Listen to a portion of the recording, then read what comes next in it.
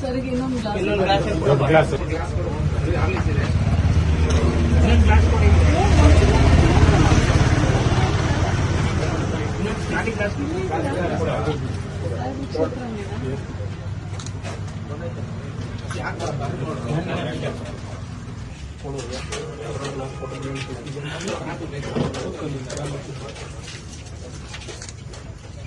ಇನ್ನು ಎಂತೆಂತ ಜಾಗದಲ್ಲಿ ಕೂತ್ಕೊಂಡಿದ್ದೀನಿ.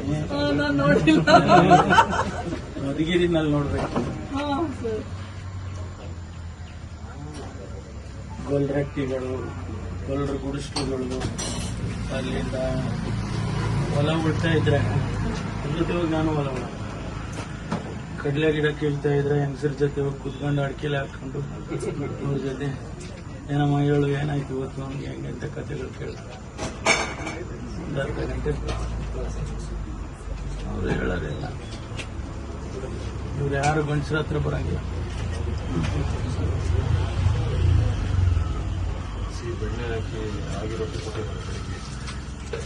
ಬೆಟ್ಟದಲ್ಲಿ ಒಂದು ಹಳ್ಳಿ ಇತ್ತು.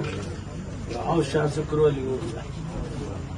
ರೋಡ್ ಇಲ್ಲ, ಹತ್ಕೊಂಡು ಹೋಗ್ಬೇಕು. ಯಾರು 5 ಕಿಲೋಮೀಟರ್ 6 ಕಿಲೋಮೀಟರ್ ನಾನು ಹೋಗಿದ್ದೆ. ಒಂದಿನ ಹೋಗಿ ಬಂದೆ, ಮುಗಿದ ಕತೆ.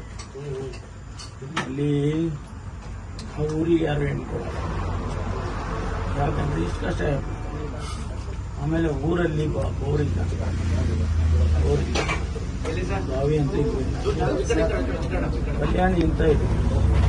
ಮಳೆಗಾಲದಲ್ಲಿ ನೀರು ಬಂದ್ರೆ ಅಷ್ಟೇ. 5 ವರ್ಷ ಟೀ ಕುಡಿಯೋರು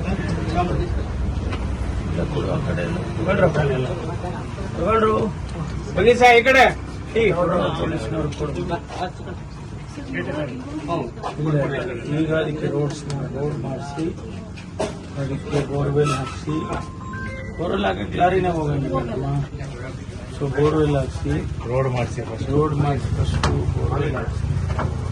ಆಮೇಲೆ ಅಲ್ಲೇ ಒಂದಿಷ್ಟು ಕಲ್ಯಾಣ ಮಾಡ್ತಾರೆ, ಸಣ್ಣ ಮದುವೆಗಳು ಮಾಡ್ತಾರೆ.